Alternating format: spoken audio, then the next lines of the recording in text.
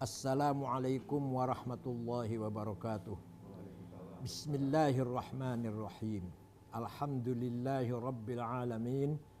Wassalatu wassalamu ala sayyidina Muhammad asyrafil anbiya'i wa khatamil mursalin wa ala alihi wa sahbihi wa man tabi'a hudah bi ihsanin min yaumina hadza ila yaumin nahdati waddin.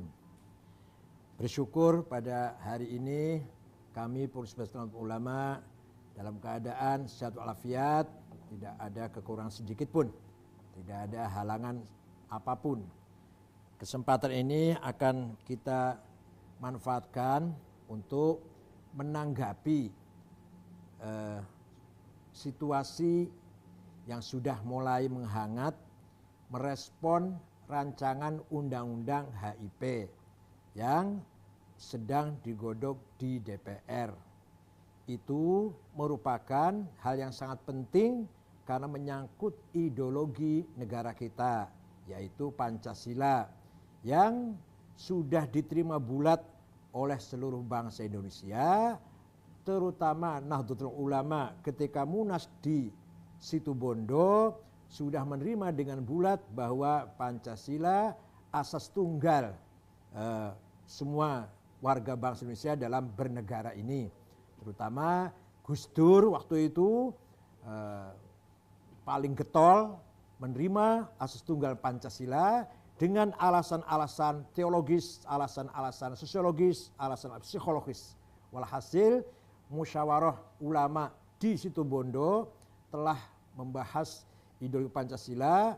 Waktu itu sesepuhnya Kiai Haji As'ad Syamsul Arifin, Kiai Ali Maksum, Kiai Mahrus Ali, dari berbagai segi, pandangan dari berbagai segi, kesimpulannya NU bulat-bulat menerima Pancasila sebagai asas tunggal negara. Nah, sekarang ada rancangan undang-undang HIP, haluan ideologi Pancasila, yang dianggap oleh beberapa pihak, terutama ormas-ormas Islam, para ulama, para kiai, agak menyinggung perasaan karena dianggap menyimpang dari kesepakatan Pancasila yang sudah diputuskan rapat BPUPKI ya. Rapat tanggal 18 Agustus 1945. Ya, rapat BPUPKI. PPKI tanggal 18 Agustus 45.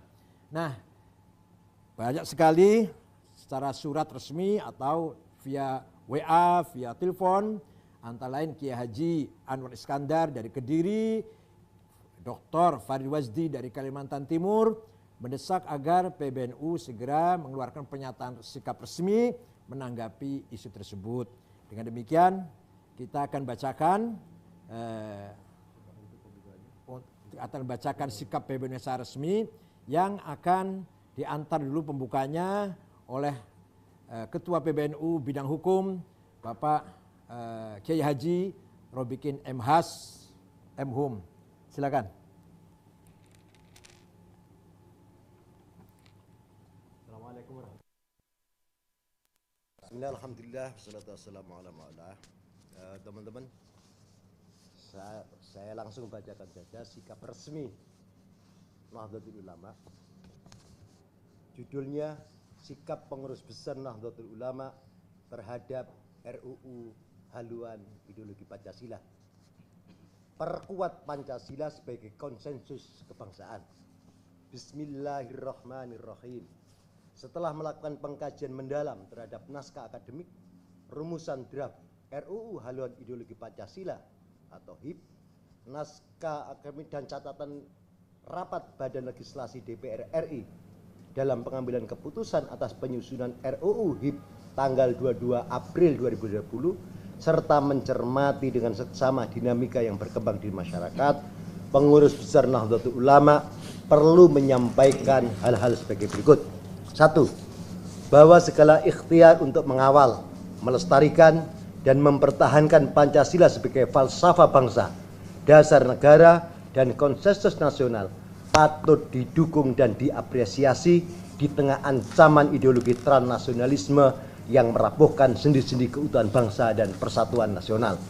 2. Pancasila sebagai titik temu, kalimatun sawa, yang disepakati sebagai dasar negara adalah dari satu kesulitan proses yang dimulai sejak pidato Bung Karno pada tanggal 1 Juni 1945, rumusan Piagam Jakarta 22 Juni 1945 yang dihasilkan oleh tim 9 dan rumusan final yang disahkan oleh PPKI pada tanggal 18 Agustus 1945.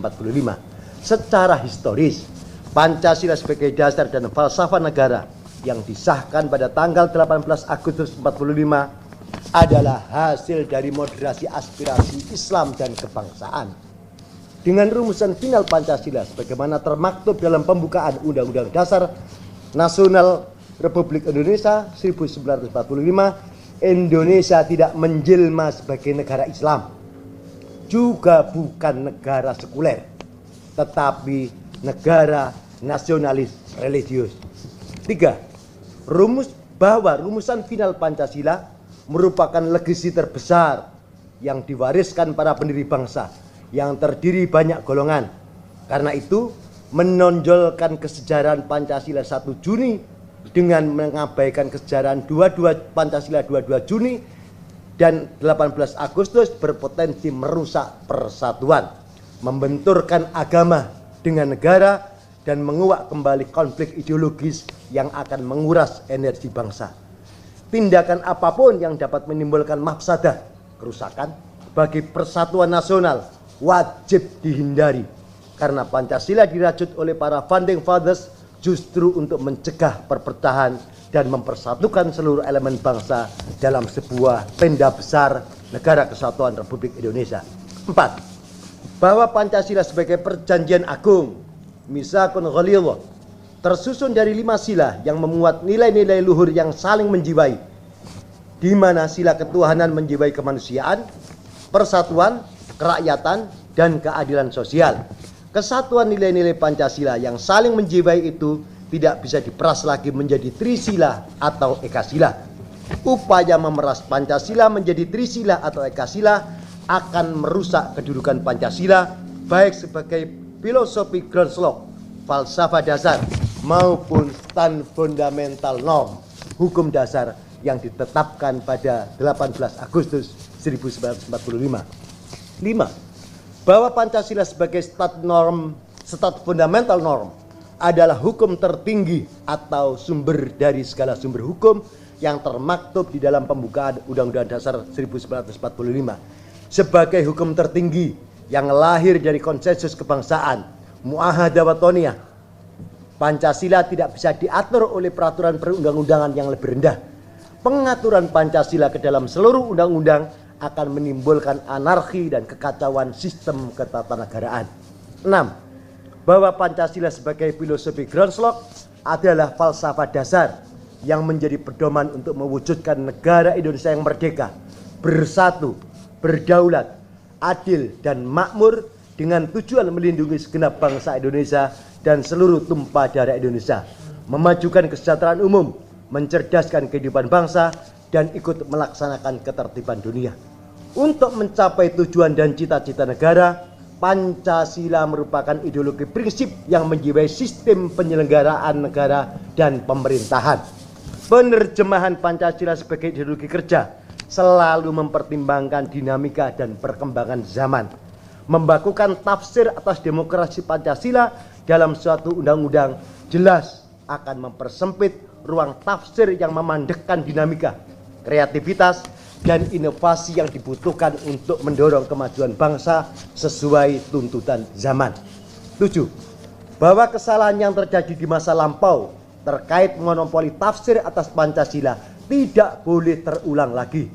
Kendati demikian, hal ini bukan merupakan dasar dan alasan yang dapat membenarkan perluasan dan atau penyempitan tafsir atas Pancasila dalam suatu undang-undang yang isinya mengatur demokrasi Pancasila dan demokrasi ekonomi Pancasila sebagaimana rumusan RUU HIP. 8. Bahwa obsesi untuk menafsirkan Pancasila secara ekspansif akan menimbulkan ekses negatif berupa menguatnya kontrol negara dalam kehidupan masyarakat. Penguatan eksesif kelembagaan BPIP dapat melahirkan kembali BP7, Badan Pembinaan Pendidikan Pelaksanaan Pedoman Penghayatan dan Pengamalan Pancasila di zaman Orde Baru yang prakteknya menjadi alat cengcor ideologi masyarakat. Pancasila yang terlalu ambisius akan kehilangan roh sebagai ideologi pemersatu yang pada gilirannya dapat menimbulkan benturan-benturan norma dalam kehidupan masyarakat. 9. Bahwa setelah mencermati dengan seksama naskah akademik dan draft RUU haluan ideologi Pancasila serta rapat Badan Legislatif DPR, maka PBNU menyampaikan penilaian. 1. Pasal 3 ayat 2, pasal 6 dan pasal 7 bertentangan dengan Pancasila sebagai konsensus kebangsaan. 2. Pasal 13, 14, pasal 14, pasal 15, pasal 16 dan pasal 17 mempersempit ruang tafsir yang menjurus pada monotafsir Pancasila. 3. Pasal 22 dan turunannya tidak relevan diatur di dalam RUU HIP. 4. Pasal 23 dapat menimbulkan benturan norma agama dan negara. 5. Pasal 34, pasal 35, pasal 37, pasal 38, pasal 41 dan pasal 43 merupakan bentuk tafsir ekspansif Pancasila yang tidak perlu. 6. Pasal 48 ayat 6 dan pasal 49 dapat menimbulkan konflik kepentingan. 10. Nahdlatul Ulama memandang bahwa Pancasila merupakan konsensus kebangsaan yang bersifat final. Oleh karena itu, Musyawarah Nasional Alim Ulama di Situbondo tahun 1983 dan dikukuhkan dalam Muktamar ke-27 Nahdlatul Ulama di Situbondo tahun 1984 menetapkan hubungan Pancasila dengan Islam sebagai berikut. 1. Pancasila sebagai dasar falsafah negara Republik Indonesia bukanlah agama, tidak dapat menggantikan agama, dan tidak dapat dipergunakan untuk menggantikan kedudukan agama. 2. Sila ketuhanan yang Maha Esa sebagai dasar negara Republik Indonesia menurut pasal 29 ayat 1 Undang-Undang Dasar 1945 yang menjiwai sila-sila yang lain, mencerminkan tauhid menurut pengertian keimanan dalam Islam. 3. Bagi Nahdlatul Ulama, Islam adalah akidah dan syariah, meliputi aspek hubungan manusia dengan Allah dan hubungan antar manusia. 4. Penerimaan dan pengamalan Pancasila merupakan perwujudan dari upaya umat Islam Indonesia untuk menjalankan syariat agamanya. Dan 5. Sebagai konsekuensi dari sikap di atas, Nahdlatul Ulama berkewajiban mengamankan pengertian yang benar tentang Pancasila dan pengamalannya yang murni dan konsekuen oleh seluruh pihak, oleh semua pihak. Selanjutnya sikap PBNU secara resmi disampaikan Ketua Umum PBNU. Berdasarkan pokok-pokok pikiran dan penilaian atas naskah akademik, rumusan draft, rancangan undang-undang HIP dan catatan rapat Badan Legislasi DPR RI dalam pengambilan keputusan atas penyusunan RUU HIP tanggal 2 April 2020, serta dengan mencermati dinamika yang terjadi dalam masyarakat, PBNU menyampaikan sikap dan pandangan sebagai berikut. 1. Pancasila sebagai kesepakatan final tidak membutuhkan penafsiran lebih luas atau lebih sempit dari penjabaran yang sudah dituangkan dalam pembukaan Undang-Undang Dasar 1945 beserta situasi batin yang menyertai rumusan finalnya pada tanggal 18 Agustus 1945. 2. Rancangan Undang-Undang HIP dapat menguak kembali konflik ideologi yang bisa mengarah kepada krisis politik. Anyaman kebangsaan yang sudah dengan susah payah dirajut oleh founding fathers kita bisa koyak kembali dengan rumusan-rumusan pasal rancangan Undang-Undang HIP yang polemis. 3. Tidak ada urgensi dan kebutuhan sama sekali untuk memperluas tafsir Pancasila dalam undang-undang khusus. Pancasila sebagai filosofis, Grossland dan State Fundamental Norm merupakan pedoman yang mendasari platform pembangunan nasional. Jika dirasakan ada masalah mendasar terkait pembangunan nasional di bidang demokrasi politik Pancasila, maka jalan keluarnya adalah reformasi paket undang-undang bidang politik, legislative review.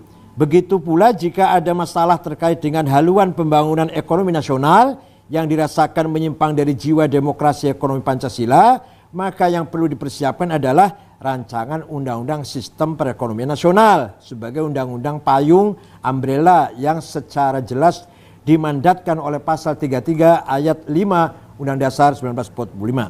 4. Di tengah situasi bangsa yang sedang menghadapi krisis kesehatan dan keterpurukan ekonomi akibat pandemi COVID-19, Indonesia tidak perlu menambah beban sosial dengan memercikkan riak-riak politik yang dapat menimbulkan krisis politik, memecah belah keutuhan bangsa, dan mengoyak persatuan nasional.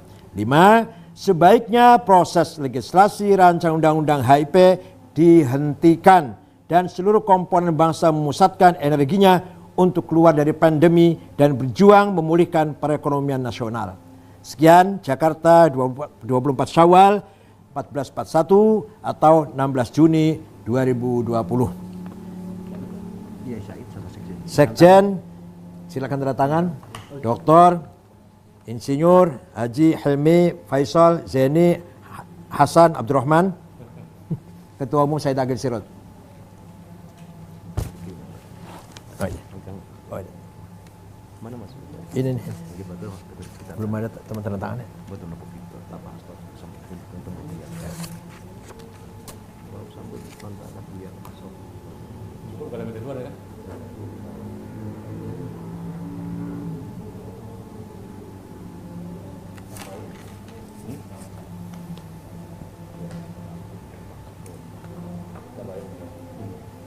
Oh, mau nambah? Silakan. Ya, jadi secara prinsipil sebetulnya kalau melihat dari Undang-Undang Nomor 12 Tahun 2011, yaitu tentang peraturan pembentukan undang-undang, disebutkan penggunaan dan kedaya hasil. Nah, jadi inti dari pembentukan undang-undang itu harus ada keinginan yang kuat atas kehendak-kehendak dari warga bangsa. Nah, sementara di RUU HIP ini kita melihat tidak ada yang urgent karena seluruh pengimplementasian dari Pancasila itu sendiri sudah termaktub di dalam perundang-undangan yang ada. Maka untuk itu seperti yang disampaikan oleh Pak Agil Sirot tadi bahwa di tengah situasi pandemik kita perlu mempersatukan seluruh warga bangsa. Kita khawatir justru pembicaraan perdebatan tentang RUU HIP ini justru akan memperkeruh keadaan, justru akan mencerai-beraikan persatuan yang ada. Maka untuk itu PBNU menyampaikan sikap tegas untuk mendrop ataupun membatalkan pembahasan RUU HIP ini. Demikian, mudah-mudahan ada manfaatnya. Terima kasih.